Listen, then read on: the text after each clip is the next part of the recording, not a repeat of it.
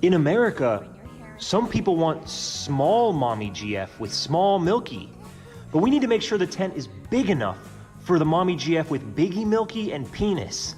My God, I need this. The original Huniepop, released in 2015, was a game responsible for giving many Let's Players a lot of free views. That 10 to 13-year-old crowd that wasn't yet old enough to know how to find the orange and black site just ate that kind of shit up. After a long wait and one underwhelming spin-off title, the official sequel has finally been released. As someone who played the original as a young teen and has grown into a connoisseur of such fine product, I thought it'd be fitting to give my 2 cents. We're gonna check out Huniepop 2 Double Date and evaluate it as a standalone title and also as a follow-up to the first game. Now, to understand Huniepop, you first need to understand one thing. For as long as man has stood upright, the question has been asked: how do you combine hentai with video games without having one subtract from the other? The most up-to-date theories we have may suggest that the answer to that question is what we call the Match 3 CG. You do your matches, you get some titty. Though many hardened philosophers publicly challenge this idea, as breakthrough theories are always being proposed. The Match 3 CG is what Huniepop uses for most of its gameplay, with the remaining parts being a bit of a dating sim, where the player makes small talk with the girls to learn more about them. Due to the relatively basic premise, your enjoyment of these games relies heavily on whether you vibe with the characters or not. So let's talk about them. One of the first things you might notice looking at the lineup is that in regards to ethnicity, Double Date certainly goes with the gotta catch 'em all approach. And the depth of these personalities might as well stop at their skin color, because goddamn, these characters are shallow. Now look, I get it, it's a hentai game and no one came for the plot, but it is worth mentioning that everyone just kinda has their one thing that is their entire personality. Lillian is goth, Lola's a workaholic, Candace is a dumbass, you get it. Also, gonna go off for a second here, but Lillian fucking sucks, dude. I saw her in the cover art and thought she was gonna be all...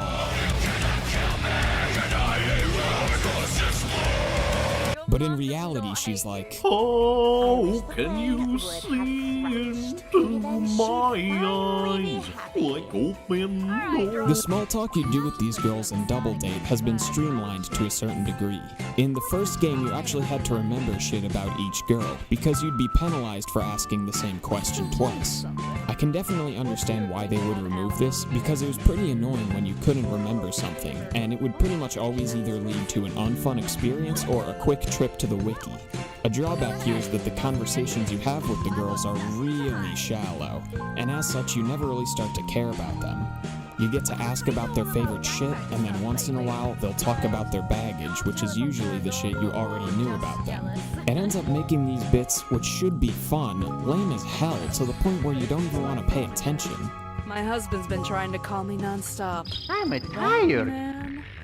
That poster in the background is actually kind of weird. It much more closely resembles a real person and not an anime character. Maybe this means that real people to us are like anime to them. However, that seems incredibly unlikely given how uncommon it would be to have an illustration in a clothing store. If they helped to the business at all, then there would be no need for models, effectively killing the industry and making Ashley's occupation a definitive impossibility. Zoe once brought up hentai, confirming its existence in the game's canon. Or did she? Zoe says stupid otherworldly shit all the time. It would be inconceivable to register her word as absolute, and as such we can't acknowledge its existence without more to go on. Huey talks about the television channels in the hotel room having porn, but it's rare that someone would refer to hentai as porn unless they're embarrassed about it, which she certainly isn't. This must mean that porn in the... What? Oh, fucking yeah, I know. Anyway, Huniepop 2 brings back Jessie and Lola from the first game, but I really have to wonder why. If you're going to bring back old characters, you'd expect it to be because they were fan favorites. Yet in the official Huniepop straw poll, out of all 12 characters, Jessie came in 8th and Lola came in dead last. Come on, man, how are you just gonna waste 2 character slots like that? The idea that the first game's characters were way better seems to be a pretty common complaint, and we can see that it has some weight to it when we look at the official poll for Huniepop 2. The same 2 characters that were on the bottom end of the list in the first game are now mid-tier characters, due entirely to the average double date girl being so mediocre. The reason for this tends to be the aforementioned lack of depth. To put it simply, the girls in the first game were characters. The girls in Double Date are walking fetishes and punchlines. Weird question, but how often do you take a shower? I only shower once or twice a week. That's enough for me. Don't be ridiculous. Think of the smell. You haven't thought of the smell, you bitch! Let me give you an example. In the first game, one question reveals that Tiffany doesn't like smokers because she grew up around the smell, and it reminds her of the terrible relationship she has with her mom, Jessie. In the second game, one question reveals that Lillian's favorite ice cream is vanilla. Huniepop 2. I don't really go outside, cause the sun makes me fucking depressed. Huniepop 1. I want to ask you something. Did you fuck my mom? Moving on to gameplay, the Match 3 puzzles certainly aren't anything revolutionary. But hey, no need to reinvent the wheel, right? They're fun, and they do introduce at least a few things to make them different enough from other Match 3s. The addition of a second girl to Double Date makes it a requirement to frequently switch who you're making matches with and to try to take everyone's favorite tokens into account. If both girls run out of stamina, you fail the date. You can give the girls food and drinks and shit before the date to increase some of the stats they start with, like Passion, which makes matches worth more points, and Sentiment, which is consumed when giving gifts. You can also just talk to them to exchange their starting stamina for more total moves. Talking to them is how the baggage that I mentioned before is revealed. Every character has one of their baggage debuffs active for every date, but ones you haven't discovered yet won't be activated. Some of these are pretty fun to play around and completely change how you would manage that date, such as Zoe's Aquaphobic, which swaps the effects of Sentiment and Broken Heart tokens, or Candy's Intellectually Challenged, which causes matches of more than 3 tokens to use extra stamina. However, some of them just suck. Namely, pretty much all of Sarah's, which are just anytime you make a match, something bad has X chance of happening. What is this, XCOM?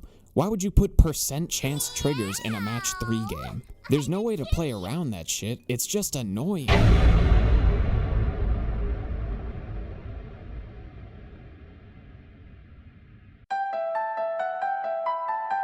Date gifts make a return from the first game, which apply some bonus effects to either the board or that character, such as increasing the frequency of certain tokens dropping or increasing the amount of stamina restored if a girl runs completely out. Though I did think it was a little odd that you had to decide which girl could be given what gift before even starting the date. The amount you can give is already limited by sentiment tokens, so why not just be able to pull up your inventory and give any girl whatever you've gotten there? The puzzles have all those little sound effects and visuals and little things that really don't change the experience at all, but they do give off the feeling of having a well-polished game. It probably goes without saying, but hitting those big matches is just...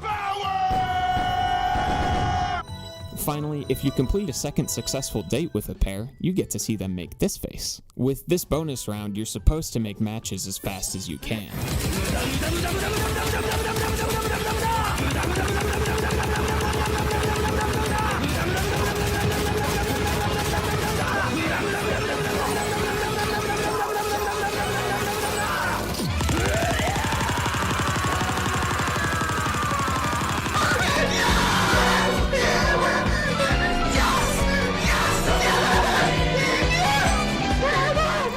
The art's not bad. Originally I was slightly disappointed because I remembered the first game looking quite a bit better, especially in terms of the character sprites. However, memory isn't always accurate. To be fair, the first game really didn't look bad. Some parts of it look really good, it's just that it was, I'd say, inconsistent in terms of art quality. Regardless, there was sort of an expectation for a real leap in quality after the massive financial success of the first game. It's not always really expected, but having looping GIFs instead of still images is always much appreciated by everyone that plays these games. I'm not seeing enough movement! But anyway, yeah, Huniepop 2 is a good game and a respectable follow-up. It's just that the hope for a sequel tends to be that it'll take what made the first game great and just try to add upon that and improve it. However, in this case, it feels less like an across-the-board increase in quality and more like a respec in terms of what the developers devoted their time and budget on. With that being said, it doesn't particularly matter which of the two you start with, as they're both good games. If you enjoy either one, you'll certainly enjoy the other as well. Just avoid the spin-off. That shit sucks. I'm VagrantZero, and thanks for staying till the end. There's more coming soon.